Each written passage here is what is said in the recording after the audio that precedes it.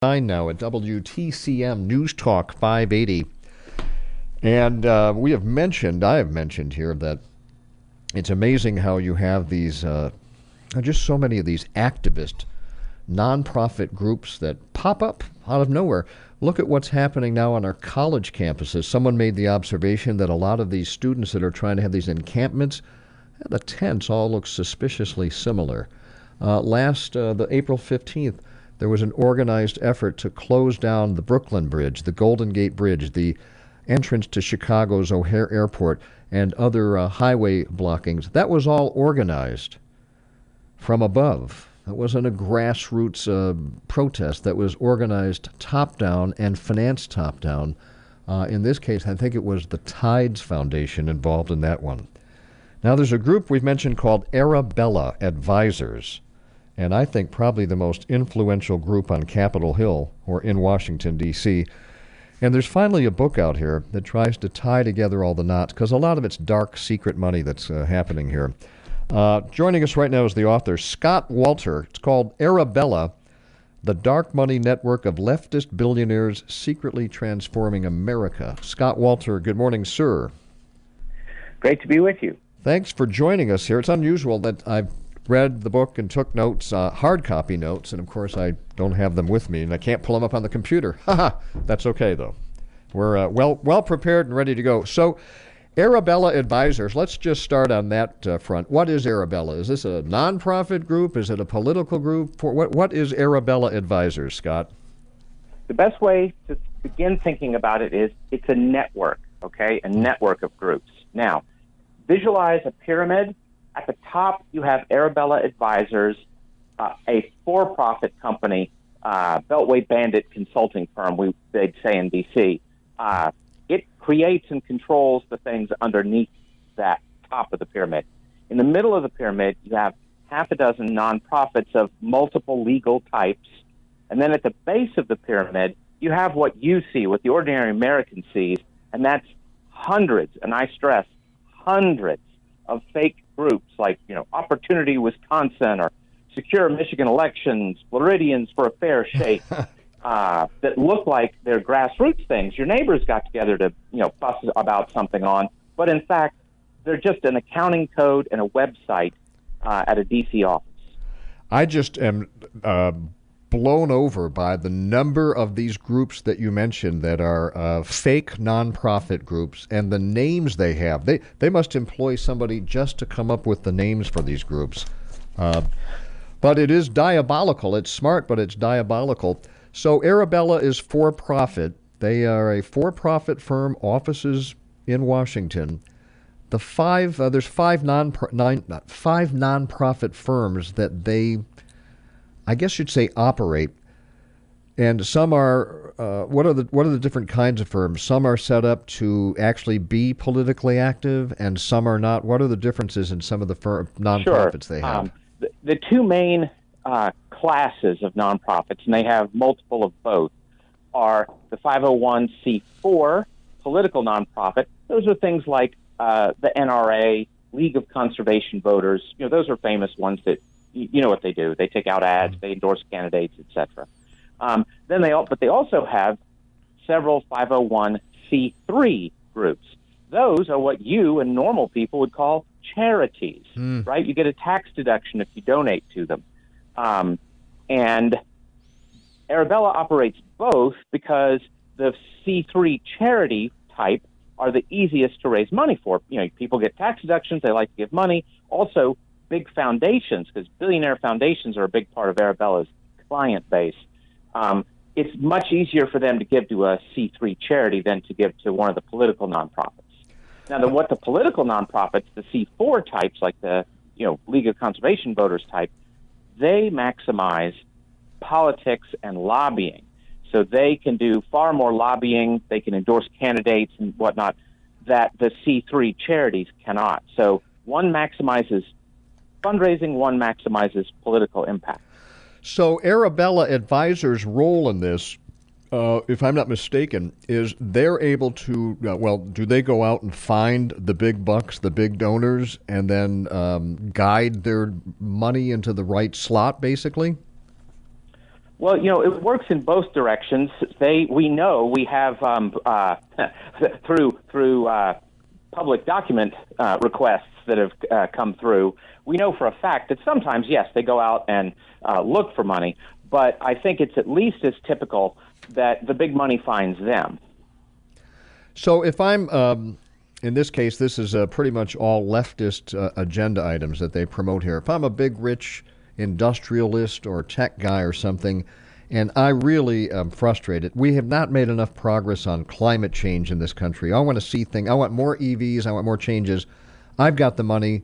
What do I do then with that money that helps promote the agenda that I want as related to Arabella? I go to Arabella, give it to them. What happens? Well, this is the thing. You walk through the D.C. office doors of the for-profit, and you say, I really want to fight on climate change, right? And they say, no problem, Ron. You write a check to the New Venture Fund, a C3 charity, and we'll create, Americans Against Climate Change. And then you write a check to us now for the 1630 Fund, a C4 political nonprofit, and we'll get you Americans Against Climate Change Action Fund. And instead of having to do it the old-fashioned way, where you have to go to lawyers and get board members, and you create a corporation and you incorporate it legally in Delaware, and you wait months for the IRS to recognize you. No, all that you walk in the morning, you can have that in the afternoon, and all they had to do is create 2 new accounting codes. Now, the people who donate, are those tracked? Is that required by law to know who's giving to the New Venture Fund or any of these other funds run by Arabella? Well, like most nonprofit law questions, that's complicated. But the gist of it is, if you are a foundation that's giving money, then the foundation itself does have to report, we wrote $1 million check to the New Venture Fund. But if you're not a foundation like that, you don't have to do it. If you just pulled your personal checkbook out, they don't have to reveal who gave them that check, and they don't. So what is the concern then? People listening say, all right, well, we've got a bunch of money and you want to give it to a nonprofit. Maybe this is just a quicker way to give it there. You believe in reversing the climate somehow. What's wrong with that? Where's the tricks here that Arabella pulls with this setup? What's the negative, the downside? Well, of course, sometimes there's the question that, wait a minute, you sent money to the C3, but then it sent money to the C4, and then the C4 sent money to a super PAC. That can be iffy for multiple reasons, right? Like, is the C3s aren't supposed to be giving money to political stuff. You're not supposed to get a tax deduction for your political giving. Maybe that happened there. Or another problem is one of the biggest billionaires pushing Arabella for 2 decades now is a foreign national, the Swiss billionaire Hans-Jörg Wyss. And he definitely is not supposed to be doing political giving that way.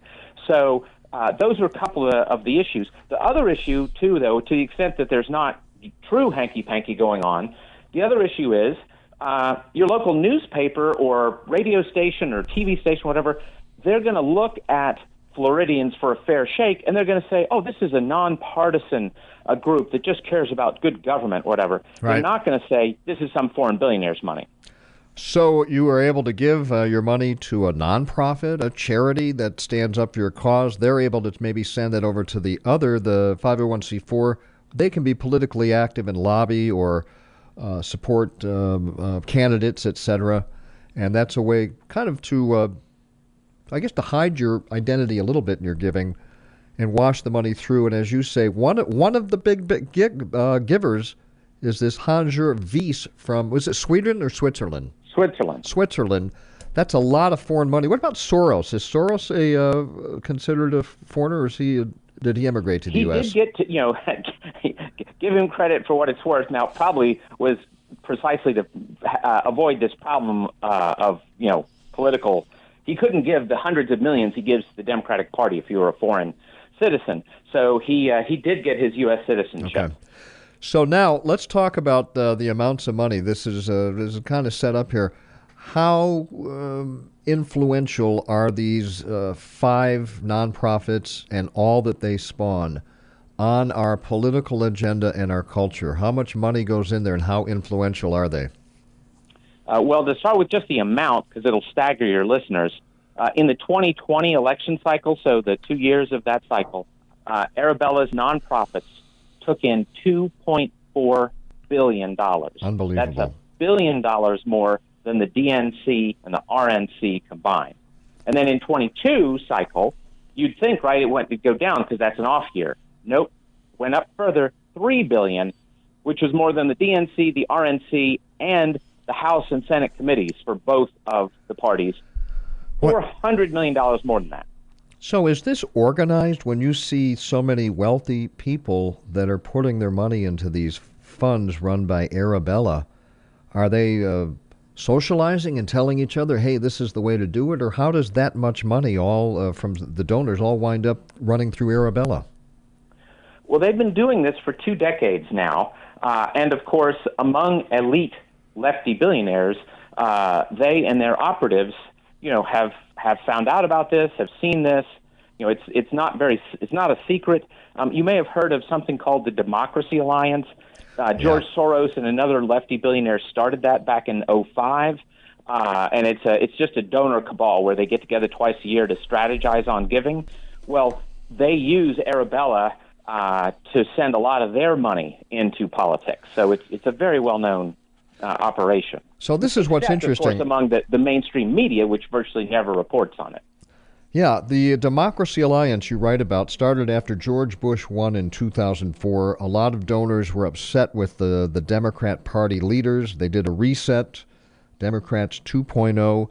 This is really interesting. I mean, the planning at the top here with big donors and say, look, we want things to run this way. And they pooled their money and they come up with agenda items.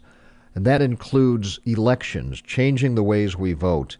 It includes creating content to sprinkle out there to people over the internet or through newspapers or other means. It includes some of the causes would be, I think they get into LGBTQ and they get into elections is a big one, changing the Supreme Court, a lot of this stuff. Is there anything equivalent on the right? Do we have any big thinkers that are on the right side of the political spectrum that are planning this agenda, figuring out how to implement it, figuring out how to finance it, and figuring out how to get the money, and then how to sprinkle it around like Arabella? Is there anything comparable? Well, the first thing that typically comes to people's mind is the things that the Koch brothers, now where one of them died, we're down to one Koch brother, but they did try to put together gatherings of conservative and libertarian donors to be somewhat similar. But first of all, they don't use the same ingenious hide the ball method that Arabella does. And they have famously, they weren't big on Trump. So they have since 2016, they've pulled back a lot from politics. Now that's changing somewhat recently, but they still are not fond of Trump, and they're not, closely aligned with the Republican Party. And Arabella, by contrast, is, absolutely joined at the hip with the Democratic Party and the Biden administration. By the way, one more thing you could have mentioned, the Title IX regulation change from the Department of Ed last week about men and girls sports. Mm-hmm. That was planned at an Arabella fake and secret group. Yeah, so when people hear like these issues pop up, 5 years ago, men playing women's sports wasn't even on the radar. A lot of the transgender issues, drag queen librarians, a lot of this activity and stuff in that realm did not exist. And people say, well, where did that come from? Where does this, where does it come from? How come all of a sudden it's on the news every day? And how does that happen? I mean, these agenda items, these issues that are created, how does a lot of that occur and originate, as especially as it relates to this Arabella group? Sure. Well, I said the best word for Arabella is network, and it's the biggest left-wing network. But the thing about the left is they have groups of groups and networks of networks. So they are socializing their knowledge of how to bring socialism about. So you have all these big donors, all these activist groups are very well connected and, work with each other regularly. They learn things. They get better. They get bigger. So it's, it is not just random. Although, again, the horrible mainstream media treats it like, oh, all of a sudden Americans wanted men and women's sports. No. So is there driving this, besides the donors, the thinkers, is there one or two individuals or a group of individuals that are really the brains behind all of this, that said, here is how we're going to get the money we need to accomplish our agenda, whether the overall agenda is to move us closer to socialism or away from what we've established? And you need a strategy to do that. You need money to do that. You need planners and organizers up and down the whole system. Is there anyone at the top that you know of that kind of is leading this? It would be wrong to think that there's just, one or two people. Part of the thing that the left has going for it, as I said, they network and network and network so that everybody's ideas are getting refined and improved and bounced off each other and tested. And they just have a hive mind, right? I mean, this is one of the disproportions on the two sides. People on the conservative side, we're fiercely independent. We don't like to be part of a Borg. On the left, that's what they want, right? They want collectivism, socialism, absolute uniparty, no dissent. Yep. So they just naturally do that better. So one could make the case that, because they have this wealth and because they do network and meet and have an agenda, they're organized, they should be having an impact. They are the leaders of what is new. They represent the majority. They represent the new generation. But even despite all the might, they still have trouble overtly accomplishing what they want to.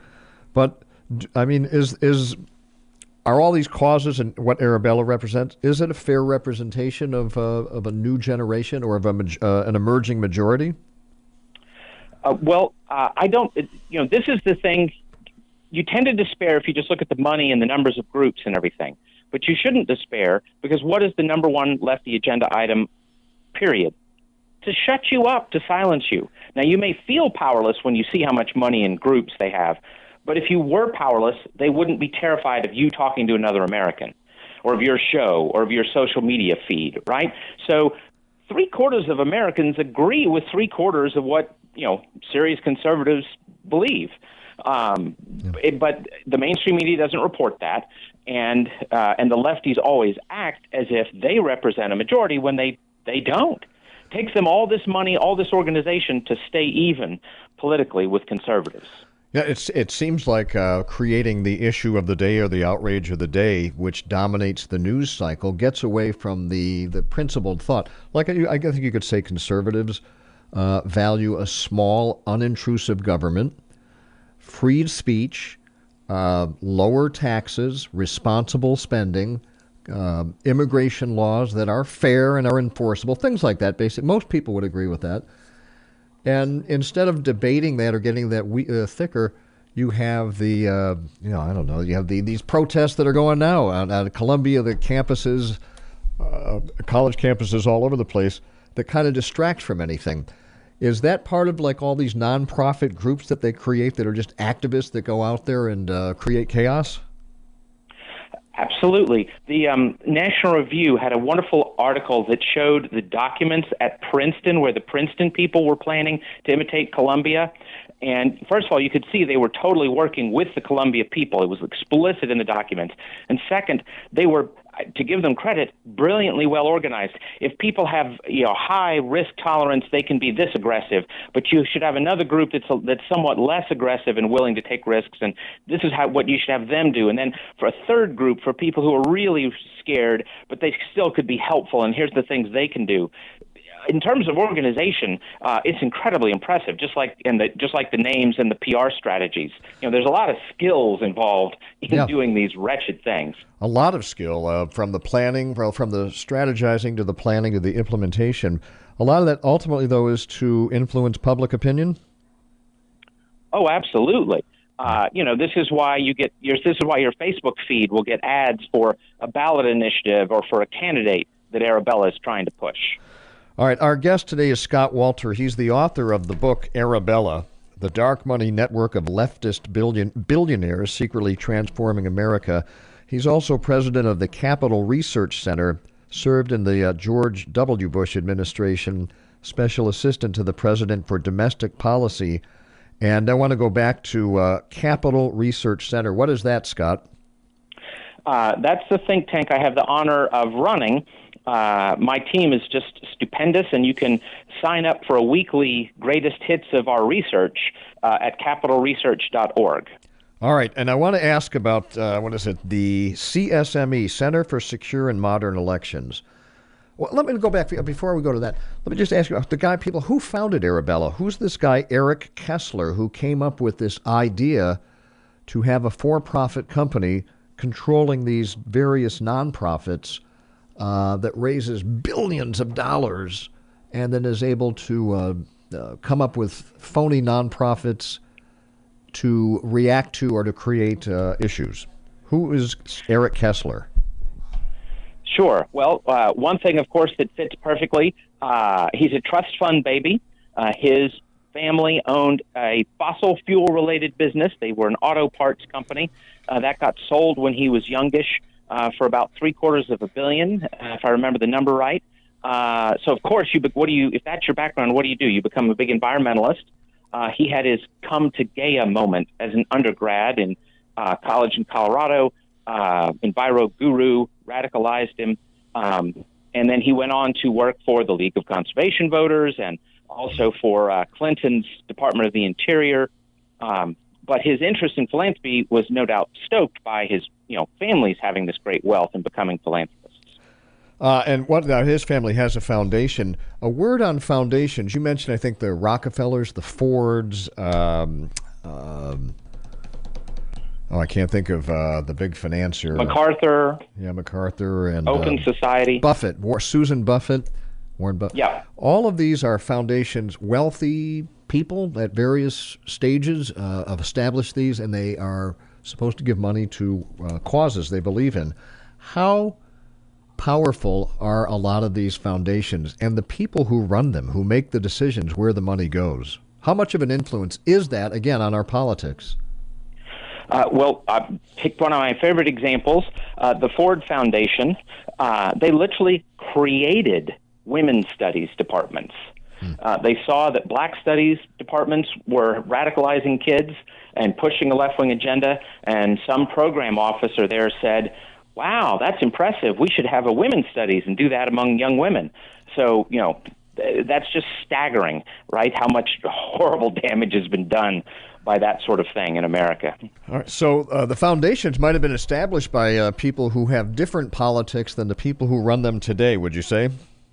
Oh, almost always. And by the way, that just shows you how the left lusts for money as well as power to capture these Carnegie and Ford and MacArthur. None of these people were lefties and would be horrified at what their money was doing. So Don't set up a perpetual foundation that lives forever. Boy, so controlling a lot of money. And I want to go back to the Hanju Wies as a foreign citizen, lives in Switzerland, sends a lot of money to the U.S. legally, right, through these funds? Well, that's the thing. It's another fraud. By the way, mostly lives in Wyoming, but it's another bit of the left's fraud. Campaign finance reform is supposed to fix all these problems, right? What it really does is it chokes off money that political money should go into the political groups, right? Which, by the way, they disclose the money they get. But the campaign finance reform squeezes money out of that river of political money and pushes it into the nonprofit world, where you have no limits on how much you can give and no limits on foreigners giving. There's nothing wrong with the foreigner writing a check to a charity. And what's Wies's background? Why is he interested in dumping money into the United States political debates? Well, part of it seems to be just ego, right? His sister wrote a biography of him and was very clear that he loved the feeling that he was going to have this big influence over this huge country, despite coming from a little country himself. How about on your cover of your book, you actually have Soros front and center, flanked by Zuckerberg of Meta, Facebook, and Gates, Bill Gates of the Gates Foundation and Microsoft. A guy like Soros, I was kind of fascinated by. This is is it like a game to some of these guys? They have so much money. Soros right now is in the process of buying up a huge radio group, where he's just like, well, let's see what else I can do. Maybe I could buy radio and control that. I mean, are they committed to? What are they committed to that they're throwing so much money into our culture and debate? Well, this is, I call it a lust because it is this just, unhinged appetite, right? They have an unhinged appetite for money and power. So you say, why isn't he satisfied? He's a billionaire. If I had $1 billion, I'd be satisfied. Well, maybe you would, maybe you wouldn't, but they're not. More money, more power, and the bottom line is they want you and the people listening to you to have less control over your life, and they want to have more control over it. Why Zuckerberg and Gates on the cover with Soros? What role do they play? Gates is actually one of the biggest donors to Arabella, and Zuckerberg as well gives tens of millions of dollars to Arabella. Most of that, as far as we can tell, goes into criminal justice reform, i.e. putting criminals back on the street. Yeah. Well, that's the thing is the wordage here is amazing. The wordsmiths, they come up with the names of these groups, and they sound like, make Michigan a brighter place, and they have the exact opposite intent. A word about elections, if you will. The Center for Secure and Modern Elections, CSME, what role are they playing in our elections? What's their purpose? Sure. You remember back in 2020, Zuckerberg gave about $420 million to two charities, which then gave it out to local election offices in a wildly partisan fashion, where in the battleground states it overwhelmingly went to the big Democrat jurisdictions to juice their turnout. The group that got most of that money I'll spare you the name, but another center got most of that money, and now 28 states have passed laws to prohibit that kind of funding. So the lefties are, to give them credit, they never give up, right? So the other center that got most of that Zuck bucks, they have partnered with the Center for Secure and Modern Elections, which is just an Arabella pop-up group, and several others, including a second Arabella pop-up group, and they are continuing to try to manipulate local election offices so that they can juice turnout in the Democrat vote-rich areas. And one thing that is coming to light a little bit now because of an executive order President Biden signed to make all of his agencies, all of his departments had to do everything they could to register voters. That's coming under fire now. A lot of the strategy, though, going back to, I think, 2004 when you said Democracy Alliance, was how do we get more people registered and voted? And I think they harped on young single women, younger voters, and maybe certain minority pockets of voters. They said, how do we get those people signed up and out to the polls? That was one of the strategies they had.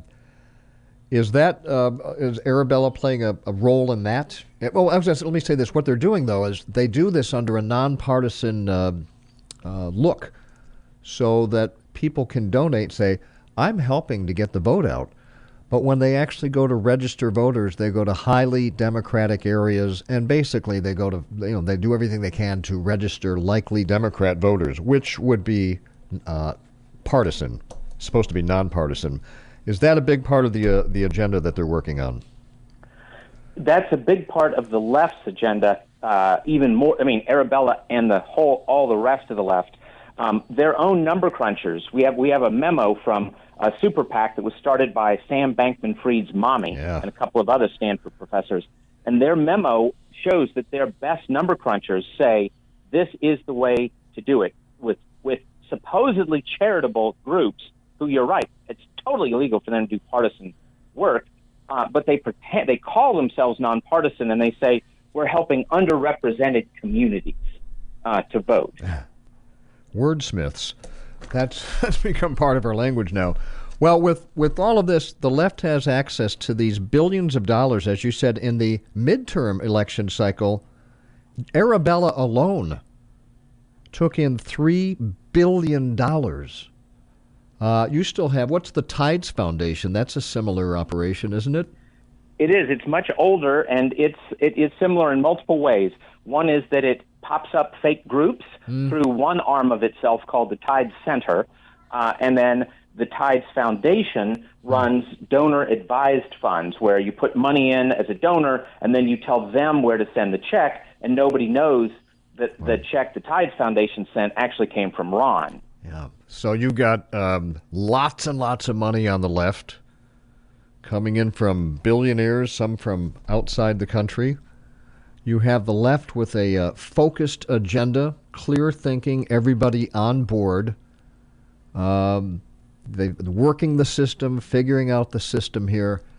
They can't accomplish what they want at the ballot box with their ideas. They're now saying, how can we adjust the rules at the ballot box? With all of that, with people listening, for people who are on the right side of the political spectrum, what hope do they hold out? Do they have anything? Do they need to mount something similar, or what hope do they have? Well, there's several. I mean, again, you have to remember, most of the country mostly agrees with you, right? It takes the left this enormous effort to kind of stay 50-50, politically speaking. Mm-hmm. And there's multiple reasons for people to have hope. One is, the more people like you educate the public on this stuff, the less powerful it is, right? Arabella is essentially the Wizard of Oz. When you first see the Wizard of Oz, big, scary, powerful thing, right? But then when you peek behind the curtain, it's just some guy in a microphone. That takes away a lot of the power that the wizard originally had. So guys like you educating the public is a huge part. And there are efforts to have some legal improvements here. So one would be that political nonprofits that take foreign money will not be allowed to give money to super PACs. That's one possibility. Another thing is a proposed law that nonprofit charities are not allowed to do voter registration. Things like that could make a big difference. Wow. Well, you've done all the work here. How difficult was it to dig up any records? Is this pretty secret? Did Arabella cooperate with you at all on your investigation to get this book out? Oh, they certainly did not. They did put a page up on their website claiming that we have all kinds of factual errors, but they've never contacted us to fix a single one. I'll fix any mistake we ever made, but they never bothered to do that. So it takes an awesome team. I have a terrific team, and they spent years compiling all this research. It's head-spinning, the amount of money, the trying to track it, the agenda, as you say, it's kind of genius, the whole setup here to advance toward their ultimate goal.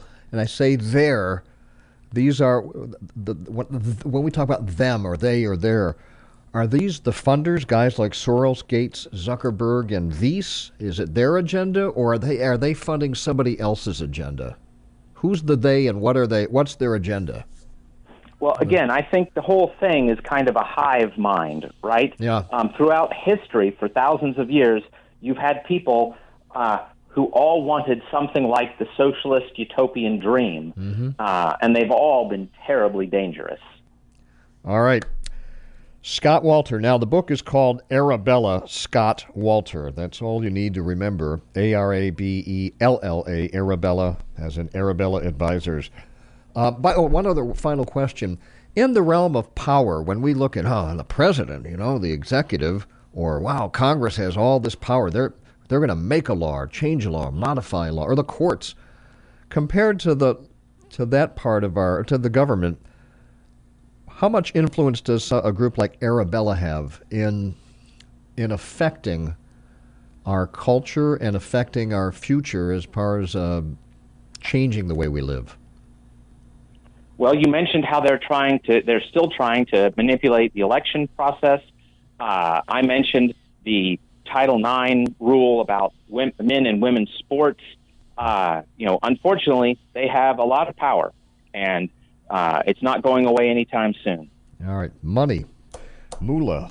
Scott, thanks for your generous amount of time today, and the book, Arabella, by Scott Walter. If you want to look that up and find it, and go slow, because there's a lot to keep track of. It's a real big web.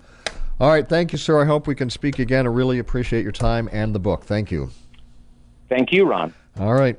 It is rather confusing. It is head spinning. It is ingenious, and I say it's diabolical, the plan here. We have to get a quick break. We'll check in with some of your